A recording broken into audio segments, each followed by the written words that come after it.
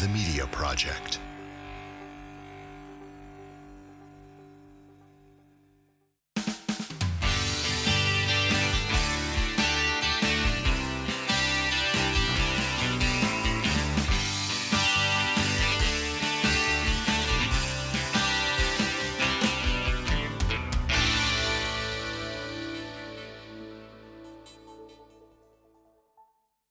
Hey, all you podcast fans out there listening to another SMG's Are We Here Yet podcast. It is a balmy evening here in the great state of Vermont, rural USA.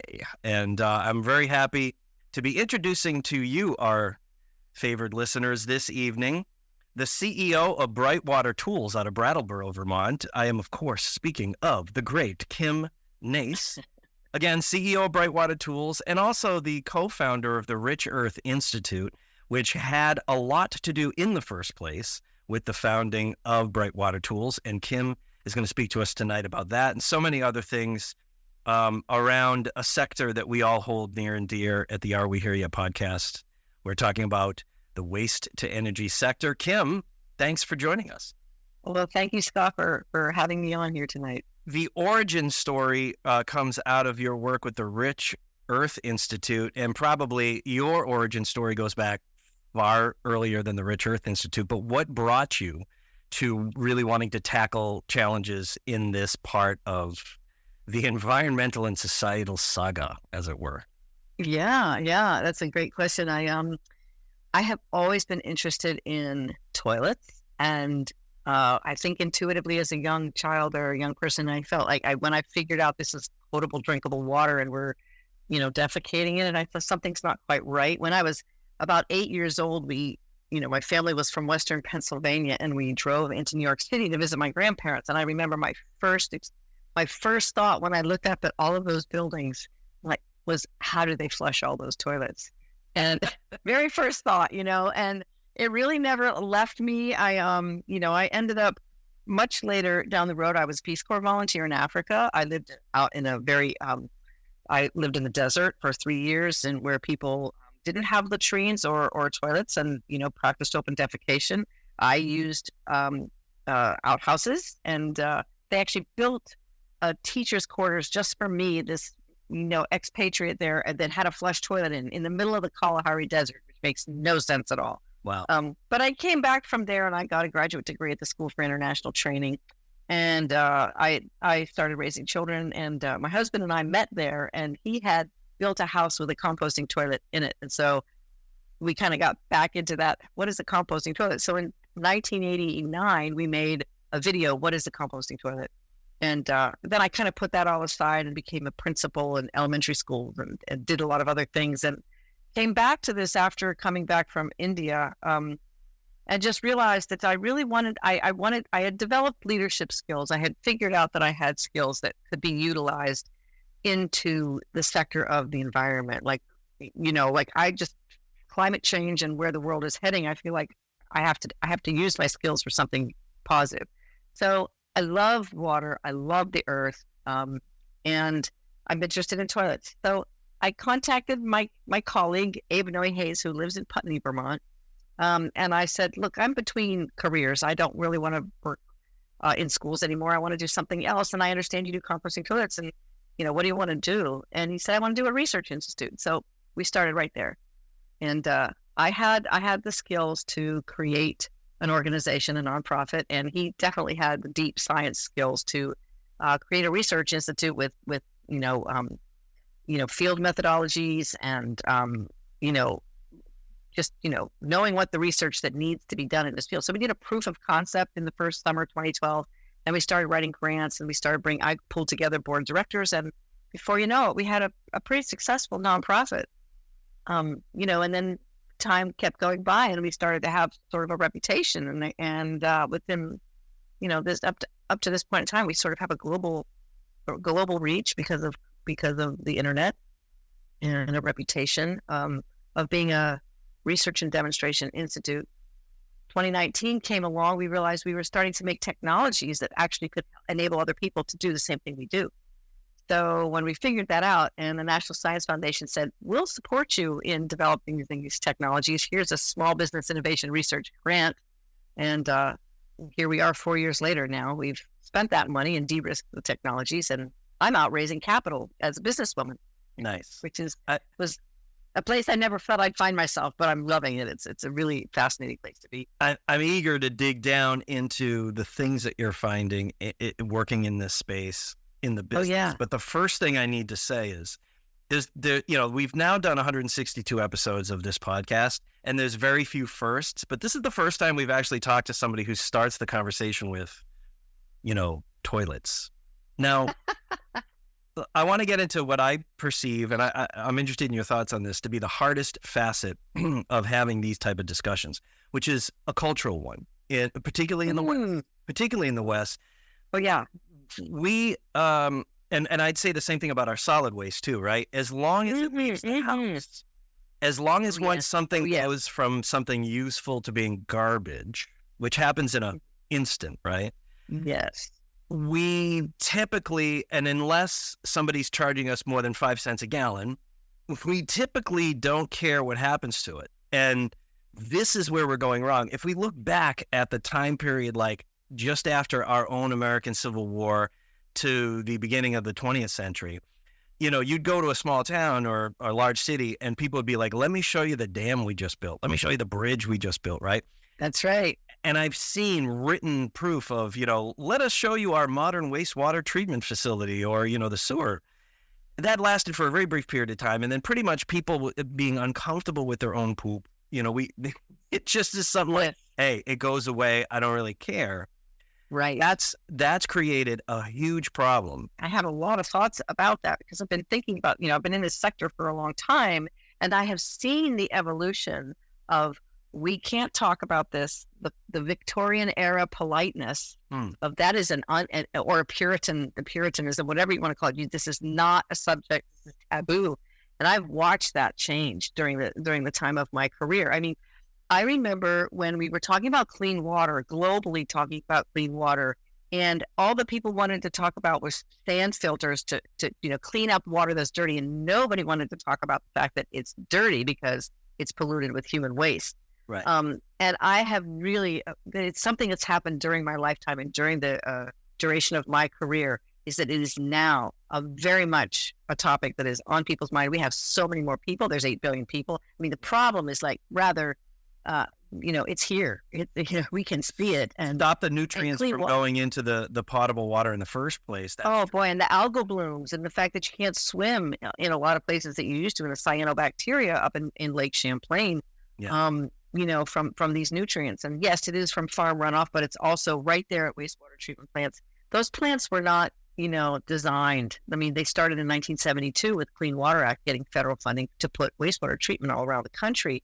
And we did, and we started with primary treatment, which is just settling. And then over the years, the technology, they've been sort of piggybacking all over top of it. But the word on the street now is like, those are dinosaurs. And we either overbuilt them or underbuilt them. They're at capacity. They're really out of shape. So there needs to be solutions, and they need to be resilient. They have to be climate resilient because we have extreme weather now. Right. So, there's a definite need for new tools in the toolkit of how to do this. But in terms of the cultural piece, we've had a lot of conversations with people about, would you use this kind of toilet, or would you, how would you feel about your urine being collected and used as a fertilizer product? And we found people have what are called ascribed attitudes. They think, well, you know what? After you tell me the science, yeah, I get it. I can do that.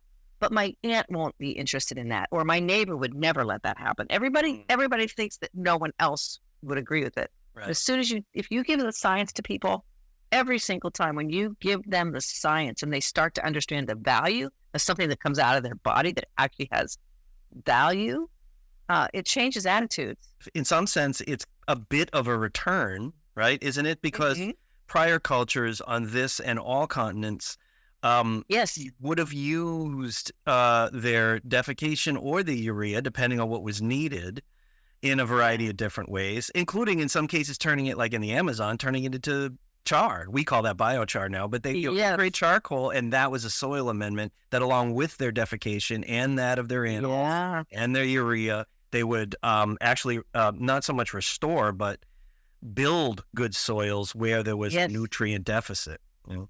Yeah. Different recipes of all those different components you mentioned on that list. Different animal, different.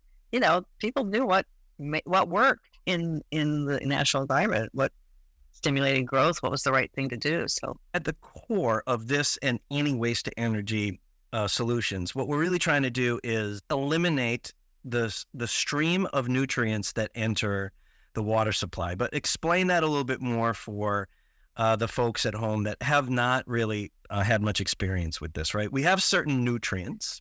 I think it's urgent that what we do is we need to create tighter and tighter circles of efficiency with all of our resources and eliminate waste everywhere we can and capture it as we need to capture it. So in terms of what happens with your bodily waste is that you eat food and the nutrients in that food, nitrogen, phosphorus, potassium, trace minerals, all of that stuff comes through your body, and the carbon piece of your food goes mostly out in the feces, and the urine has the majority of those nutrients.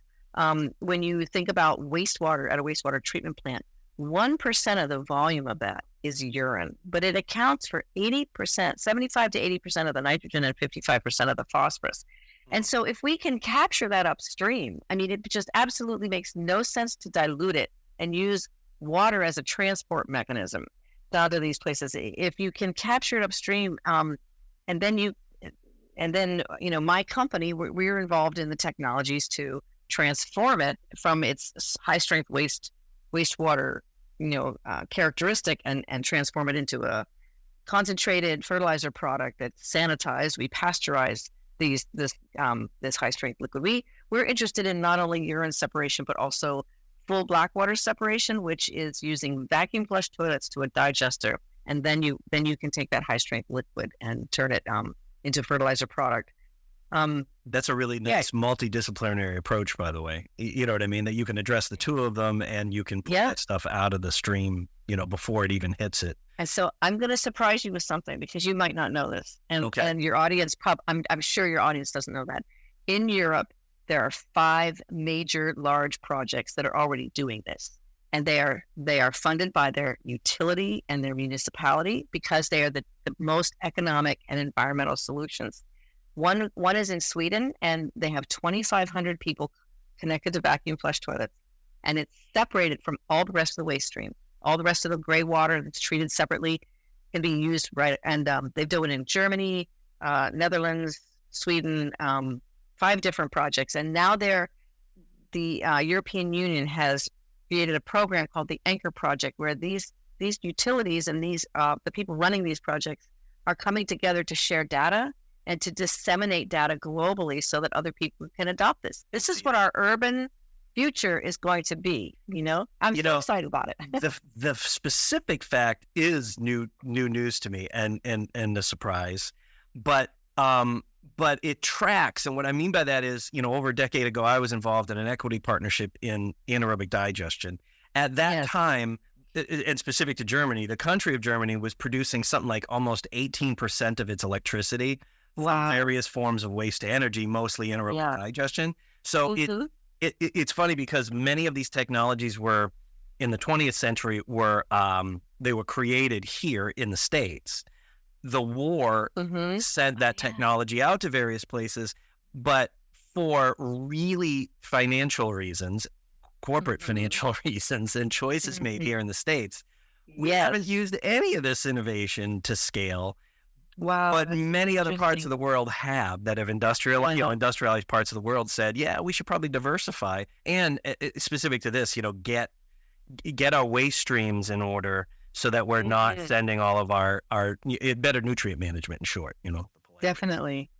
And yes, and you're right. All these projects are heat recovery projects and energy efficient. And it's really, I went there. I got so excited I had to go and see them. So, and I am trying very hard to get that information back to the people in the United States. They do lunch and learn from that group every 2 months or so, and I don't think there are very many Americans attending because it's lunch and learn is 6 a.m. for us, and it's noon for them. And so like, we're not learning it because people aren't going. But yeah, that's how I got into this field. I started like out of my garage.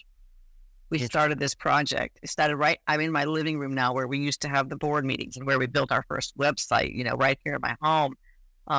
It's really one of those kinds of stories. Now, happily, we have a practically about a 10,000 square foot space down that, we have. And I was there today and there's like 15, 18 people, interns and AmeriCorps volunteers and, just staff everybody doing something different and very, very busy, a lot of activity. So that's the Institute and BrightWater Tools. As a small business, you don't spend a lot of time thinking about your economic development credit corporations and all those things. It's like, it's not where you want to be putting, but I can see, I've been learning so much. I can just see how critical it is to small communities in rural areas to be investing in businesses and startups, especially ones that could have a lot of promise and that could help with labor, workforce development and higher, jobs and bringing equity, bringing money into these regions. So yeah, it does. I'm excited. I don't think of myself that way. I mean, I know I am an employer and I feel proud that I have attracted young talent and that they're staying here. But now I see that there are a lot of people who really care about that value and those jobs that pay well and that are also meaningful, desirable, right? You have to be doing meaningful. If you're doing both meaningful and well-paying work, that generally means you have the time and the money to then interact with the rest of your neighborhood. And if enough of us are doing that, your downtown businesses thrive. Your innovation sector thrives in course. And then the way that financing happens in a local community, right, is enlivened by the fact you're creating things that you're not worried about it being commodified and going to China because you're being new and innovative here today. So by the time whatever you make or serve people with is commodified by other people, you're on to the next gen. You're already on to being 10 steps ahead of them, and that becomes sort of the focus of your business, regardless of what it is you sell, right? Yeah. Sort of a premise behind these type of programs.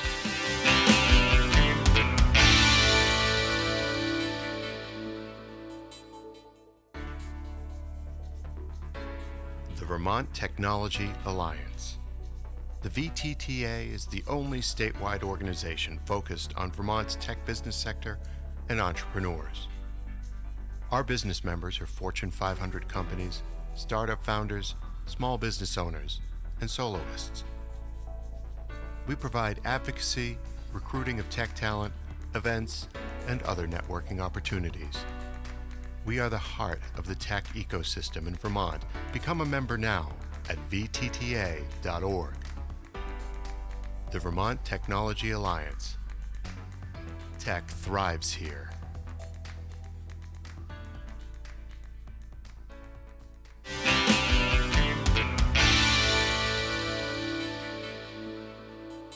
One thing I'd like to ask you is how did you come across developing the financial model for sustaining your business? Because I find financial modeling in waste to energy to be both fascinating and it gets exciting because not all, but most ways that you can involve a business in waste to energy, there's usually 2 or 3 revenue streams that are possible, right? From one process, no matter what that process is, right? Pyrolysis, anaerobic digestion, your nutrient management process. So, we've been pitching to investors that we're going into multi-unit residential buildings and condominiums, and that's where we really want to be. 30 unit is our smallest, 100, 150, 250,000 units. We all actually spec'd our equipment into the next community in Sweden for 10,000 people where they're doing this thing. So, and we have just done some really cool modeling around water and sewage connection fees, because if you can treat all your human waste on site and you can do water reuse on site, you may not have to even connect to the sewer, and those fees are high. And they're high in urban areas because they're using those fees to upgrade their systems. And the other thing about our technology is going to be in demand as the regulations push for on-site systems in cities, because they do not have the opportunity to build higher up and to add volumes and volumes of wastewater through the current systems or the footprint of those systems. Yeah.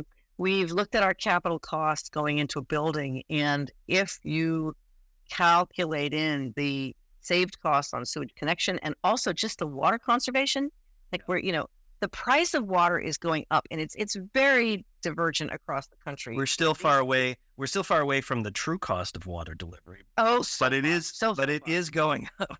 It is going up. Yeah, we're really in trouble with that, actually, because we just haven't passed that on to the consumer for forever. Never have done it. The other thing about the cost of water, and I want to say this, is that when I started in this field, our entire water and wastewater system in this country is so fragmented, and the information about costs and water rates and sewage rates and all kinds of data was really hard to get. But I can tell you, in the last 4 years, it's just skyrocketed. So now all this modeling is getting easier and easier, because there's these programs, and between the EPA and natural resources groups and things. I mean, you can aggregate it, and with AI. So it's really exciting that we are going to be able to. That's going to advance our modeling, our process modeling, everything so much that we'll be able to, make better calculations about the economic, the technical economic advantages. It was really so heartening to me with these European programs that, that they were driven. We looked at all the drivers of them, and the drivers for this Blackwater separation was not just environmental, but it was economic. It was the cheapest and best way to go for what they're building with the energy efficiency and the heat recovery. It was true. In our particular case, we're also putting a value on the fertilizer that comes out of our process. It's a high strength liquid fertilizer. If we bottle it up, and it has the same characteristics of fish emulsion, which as a fertilizer matter, fish emulsion at that rate's about $50 a gallon. And so, and ours is comparable in terms of the nutrient characteristics. So, and there's good net margin in that if you can get that retail on it, and you've already made some revenue off of the. So I don't want to characterize this in my words. I want to use yours, but in short, so that I understand as the first listener, it's expense reduction where you're making money off the developer of property or the owner of property first, and then fertilizer is revenue. My company is selling to the owner of these developments and these real estate, development groups. And I've got to imagine, and we sell it to them like an appliance. Like they're going to buy solar panels for their roofs, but they're going to also buy this wastewater treatment system in the bottom of their maintenance room. I would say the bottom of the building, but I want to say in New York City, it'll be the fourth floor, because they're getting mandated to put, those things up on the fourth floor because of climate change. So, and you're able to show them that over a period of time, this is a better investment than paying your water and sewer fees on a multi-unit, property. I've got to imagine for municipalities too, you can make the argument, right, to on getting this kind of thing permitted, that listen, you got to take some taxation off of your wastewater treatment facility, right? Because our fees that we pay as homeowners and business owners only cover a tiny fraction of just daily maintenance at a wastewater treatment facility. They do not cover those longer term. I mean, how many wastewater treatment facilities in the United States are 20, 30, 40 years 50, 70 past a redevelopment? And we're talking tens of millions of dollars. Yeah, it's really expensive. It's really expensive. It's not, and it's also, I've been part of the Water Environment Federation's Distributed Water Infrastructure Task Force, and our paper that we've been working on for a year and a half is going to be published in the next 3 weeks. And distributed water infrastructure is climate resilient. When you talk about what it takes to put together a centralized treatment system, it's 10 to 15 to 20 years to get it built. Yeah. But these systems, these on-site building scale systems, you can put them in 2 to 3 years. I mean, it's in terms that rapid deployment is really a super check mark on the advantages and value that during Hurricane Sandy down in New York City, New York and New Jersey, Natural Systems Utilities, which is a company that has deployed on-site wastewater management systems. They didn't do source separation with toilets, but they did the full thing with membranes and bioreactors and things like that. 80 buildings during Hurricane Sandy were able to go back online immediately when they got a generator there, and they were ready to go. 80 of them. But sewage treatment plants, some of them were under 6 feet of salt water. Yeah, I was speaking to an architect from New York yesterday, and she was reminding me in New York City that that they still have combined sewer and stormwater. So and they're constantly releasing human waste into the rivers and the waterways there. Even with the great advanced systems that they have, we have huge challenges. I think people really don't want to know how bad the wastewater situation is, but it's pretty significant. I would agree with you. I saw some scary things. They also just some of the basics, right? The idea of flow rates, right? There's sort of like the game book, if you will, for wastewater treatment managers, right? And this is something I learned about a decade ago. And our flow rates in the United States are about 60 years behind the innovation conventional wisdom in Europe. So as an example, I had a friend in a Western Mass wastewater treatment facility. And, around that time, it told me, listen, man, I do, vacation in Europe, and I go to wastewater treatment facilities as I do on my days off. I'm like, that's cool, I'd like to meet that person, because a lot of people don't do that on their day off, but I'd like to meet him. Yeah. You would dig him too, because he's totally into this stuff as we are. And he, what he learned was they've been messing with flow rates in general for the listeners, the layman, slowing it down just a bit, not a lot, but a bit, so that aerobically, right, things digest a little bit more before it flows out of the system, right? So you get a little more settling, but you also just get real digestion, right, by just slightly adjusting the flow rates. Professors at UMass Amherst studied this. They said, yeah, actually, let's really tinker with this, right? Okay, yeah. And really we're able to get something like 18 to 22% additional digestion, right? So this is before you would take that water and put it into some other post wastewater treatment system, like an AD system or something else, right? And so good stuff, right? Because you haven't spent any money yet. You've just slowed the flow rates. They spent years trying to convince other wastewater treatment districts throughout the United States to do this, or even just somewhere else in Massachusetts. Wow. To date, as far as I know, as of, say, 2022, still haven't convinced us, because everyone's like, those aren't the flow rates. The flow rates are in this book, right? Well, yeah, but your book is from 1964. And guess what? In Europe, they're doing it differently, and have literally had people say things are different in Europe. It's like, wait, people's waste is different in Europe? Well, I just want to give you a very parallel evolution of technologies.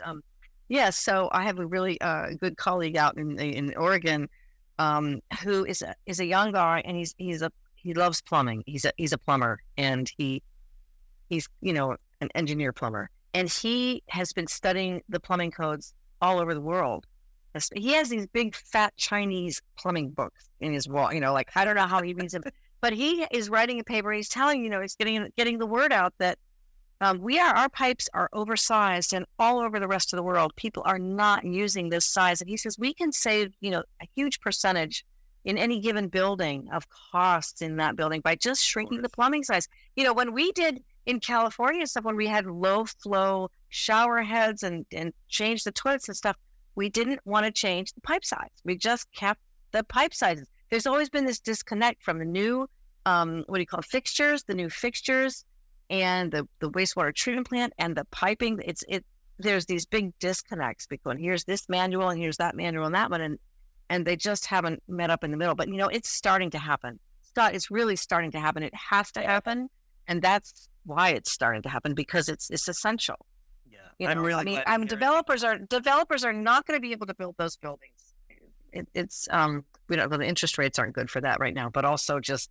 Don't I know? Yeah, it's got to change. It's really, really got to change. Lake Erie has these algal blooms every year, and Detroit doesn't treat the nutrients coming out of there. Detroit's treatment plant is a really big, difficult situation. So they have all this nutrients coming in. Lake Erie has all these algal blooms. They have this bacteria that can go 15 miles through the air and go out to where people live on land, and it causes them to cough every year. And people who were on the boats out there, every year they get the August cost, even though they're like trying to do tourism out there on the lake, and they get this cost. All of your upper Midwest cities. I recall in Akron, where on one side of the river you had a privately owned, extremely well managed nutrient management business that was doing quite well. We actually wanted to pattern a lot of our facilities off of theirs. I mean, just in every business, there's people who do things like an art, and this was like an art. This it was a woman-owned business too, to boot, who she just ran the facility as an art. Across the river was a failed wastewater treatment facility that every day was simply unloading raw sewage because they had no other choice. Yeah. It's particularly hitting hard, deindustrialized and depopulating secondary cities all over the United States, absolutely. Right? Because you're not able to get the water rate, property taxes, all of that, even if you put it all together to upgrade your wastewater treatment facilities. The simple fact of the matter is they don't have enough people living there. And of course, who's going to want to move and be a pioneer in a deindustrialized city when they can't manage their poop anymore? You know what I mean? And judges are handing out orders that the city has to pay X, and everybody's paying, $3,000 a quarter for. Now, people might say, "Oh, that's an exaggeration," but it's not in a lot of places. Yeah. People are getting outrageous thousands and thousands of dollars of quarterly bills because there's no other way to even just manage the problem, let alone finally fix it. So. Well, in this paper that's coming out, we've got a guy that got a quote from someone who said, maybe we should just leave that all behind as centralized systems, just leave them behind, and completely go to new places. And I that's what the Distributed Water Infrastructure Task Force team is all about. These people are, and we need some of the problem is that the innovation, like National Science Foundation paid us for some of the innovation. Now we're going out for investors and venture capital and all this stuff. And I have to tell you, there's just not a lot VCs who have this in their water, in their vertical. And it's very hard to get hard tech, deep tech, and water investments because there are just a handful. There's just a smaller number of investors interested in that. I mean, Silicon Valley gave everybody that, and digital and AI and everything else is so much more intriguing and such better, quick returns. But the long and short of it, Scott, is if you don't have a glass of water to drink, what good is the? I mean, this is where it's going. Yeah, exactly. And listen, people just have to shift and care about it. Well, it seems to me there's very, very few certainties, real certainties in life. One is we're good at making more people. It's going to be more of us 100 years from now. And 100 years after that, there's going to be more of us, right? Until either we've collapsed or we continue to be able to integrate into the system of Earth because we learned better to do it. And that means more waste, right? Like what other certainties are there other than death and taxes? Right. And how to manage waste is something that so far humans have not successfully figured out. I mean, the big thing was that the flush toilet was the best public health thing ever invented. Well, maybe so in London in, the 1700s, but, now it's definitely, it's our nemesis. It's not the best thing. And I wanted to comment on that too, just because my mom is almost 97 years old. And when she was born, there were only 2 billion people and she's still alive and there are 8 billion.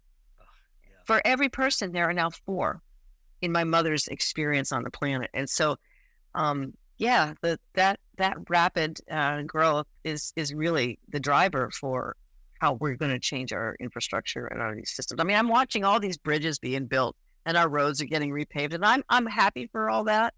But oh boy, do we need to pay attention to those other resources, especially water. When I meet with younger people than myself, something I like to say to them is, if you feel like you have an idea about something that could make the world a better place, don't wait for someone else to do it. Just don't.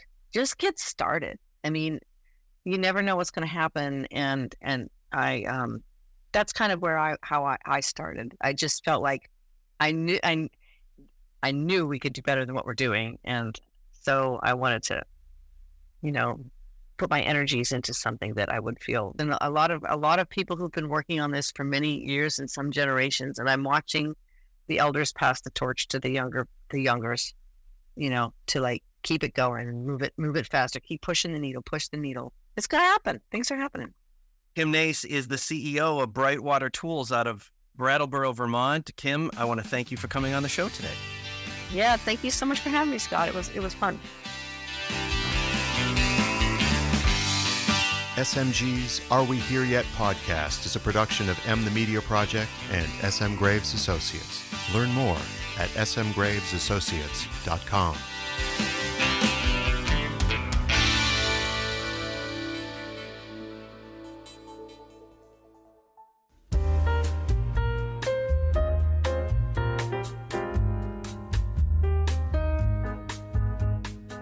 And in the jazz room, we met pianist-composer Orrin Evans at the Pittsburgh International Jazz Festival. In part 2 of this interview, we talked about the origins of several songs featured on his CD, The Red Door, and learned about the musicians who were featured on this recording. To learn more about Orrin, go to orrinevansmusic.com. And now, enjoy the show.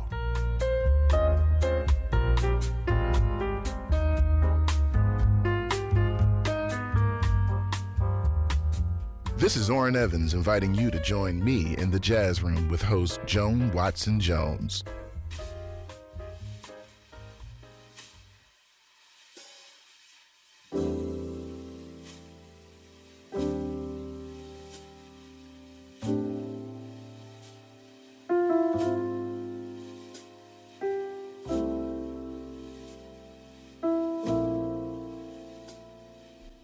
Hello, welcome to the Jazz Room. I'm your host, Joan Watson-Jones. Thanks for stopping by. Come in, relax, enjoy great jazz. Each week, we present the music of independent jazz artists, as well as those we've grown to love through the years. And yes, of course, the legends.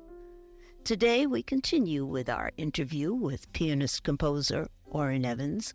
We met before his set at the Pittsburgh International Jazz Festival.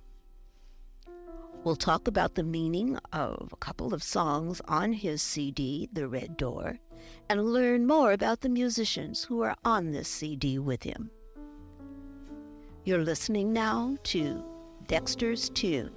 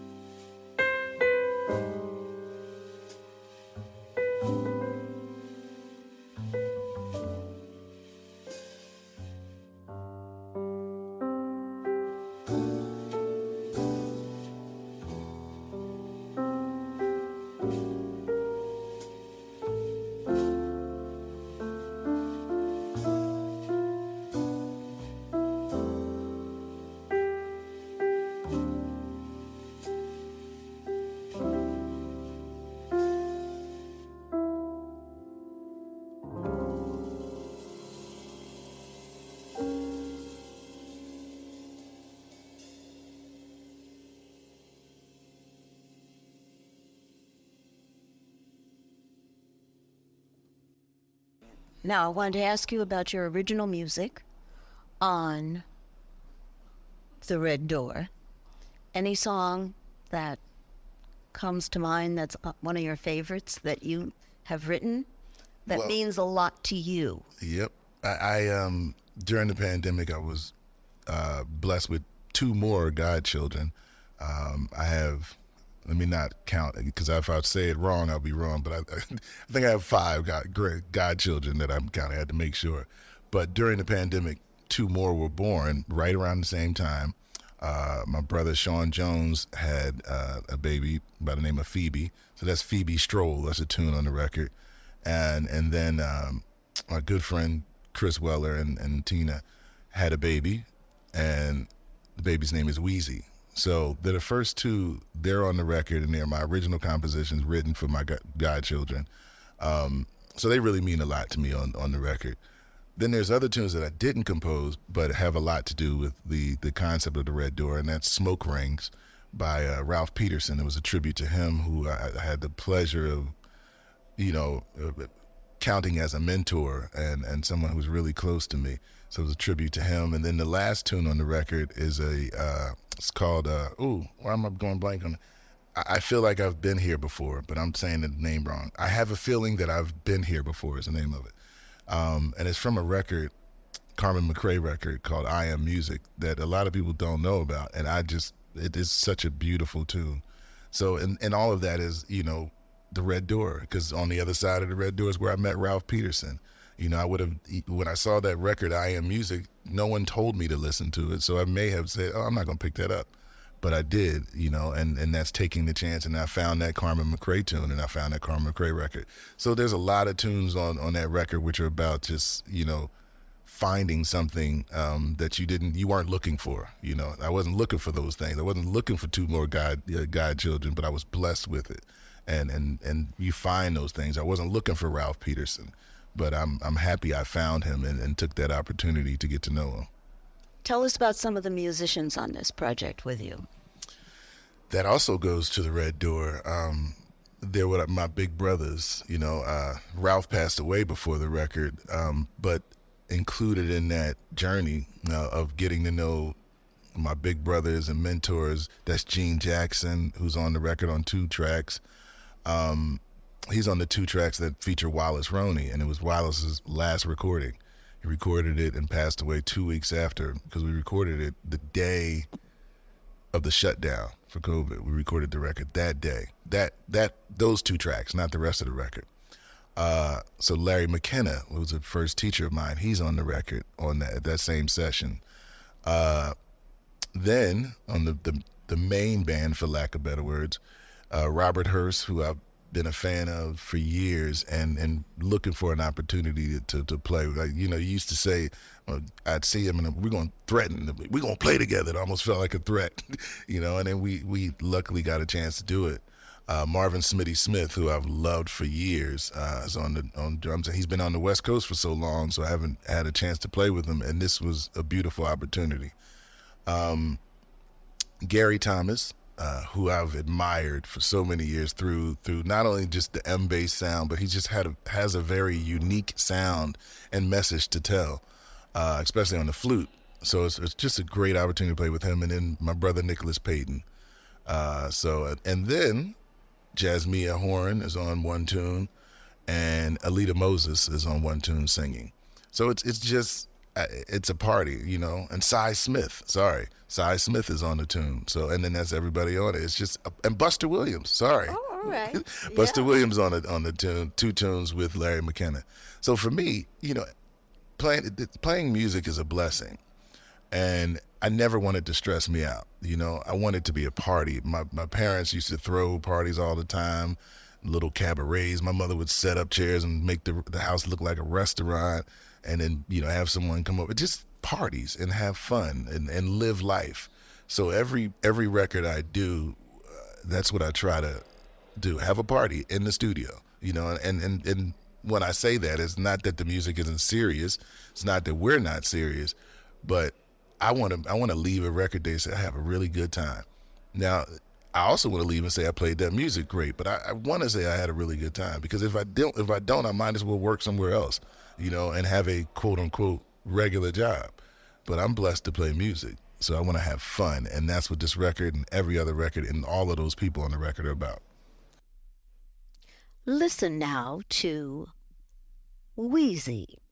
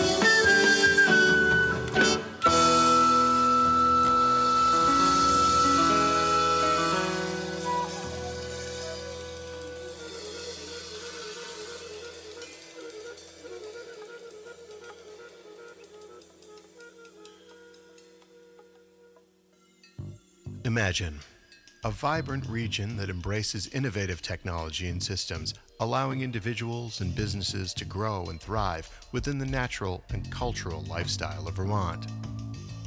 Imagine the Black River Innovation Campus. Our community includes business and technology programming, co-working and technology tools, and other exciting experiences that are quickly creating an outsized impact to our little corner of northern New England here in Springfield, Vermont. PC Mag rates Springfield, Vermont number 8 for the best work-from-home cities in the U.S. Join us in Vermont. Begin your journey at bricvt.org.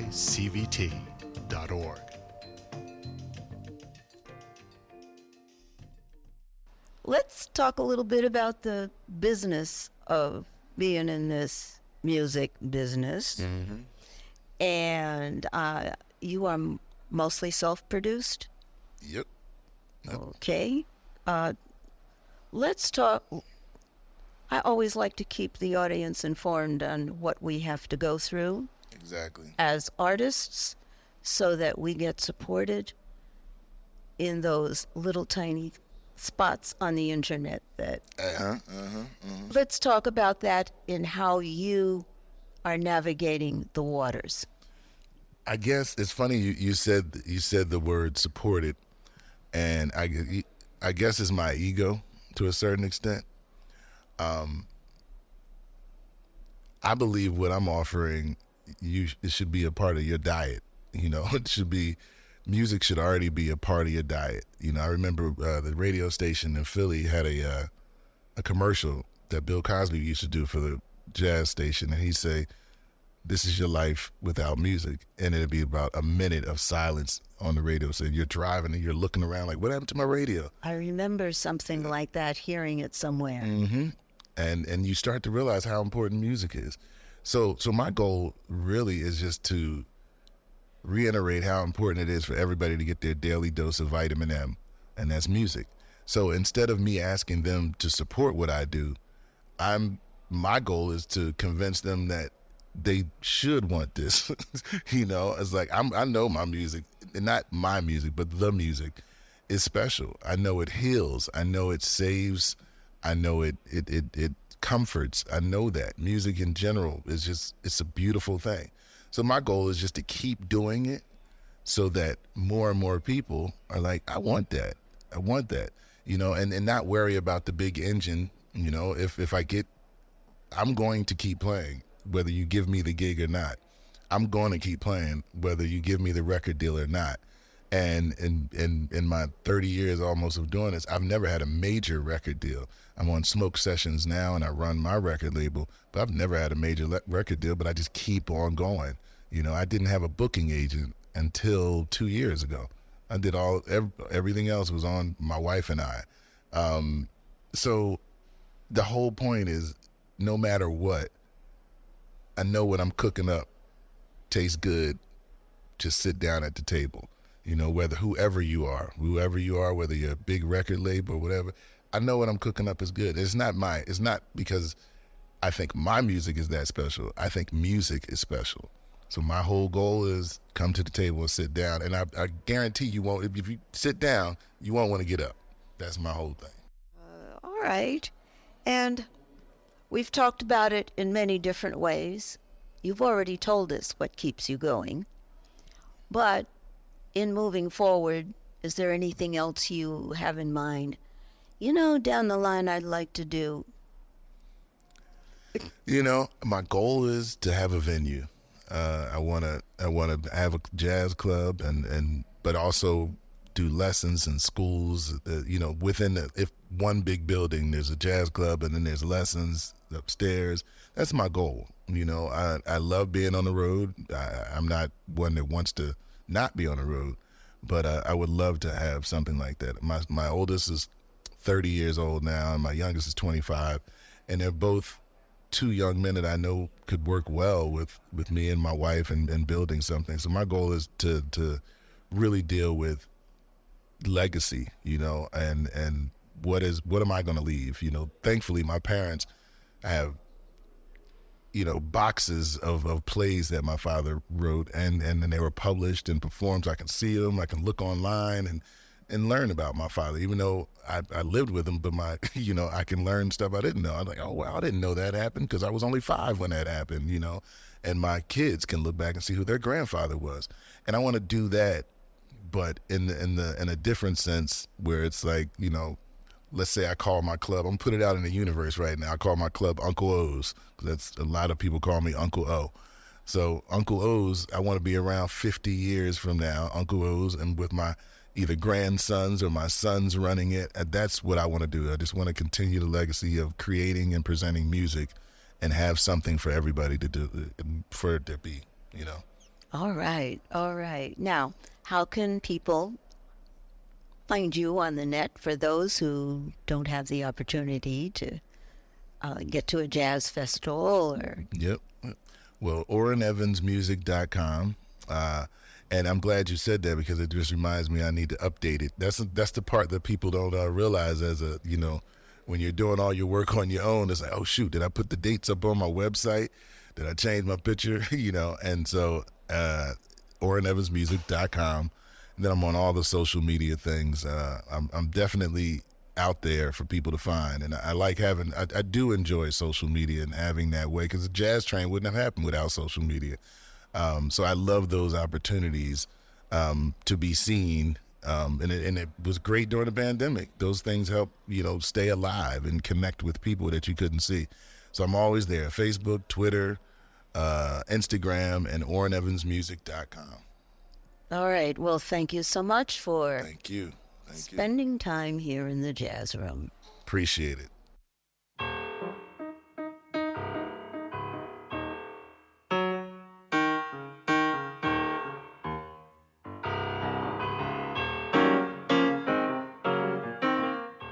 Finally, here is Phoebe's Stroll.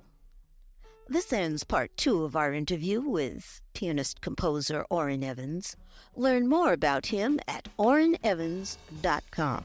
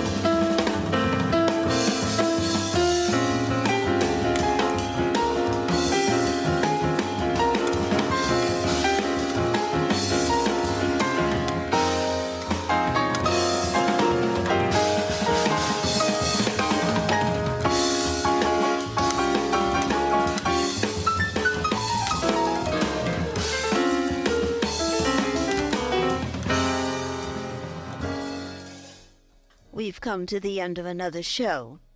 Thank you for spending time here with us in the Jazz Room. You may see photographs of Orrin Evans and many, many more jazz artists on the Jazz Room page of my website, JoanWatsonJones.com. Until next time, you've been in the Jazz Room. I'm your host, Joan Watson-Jones.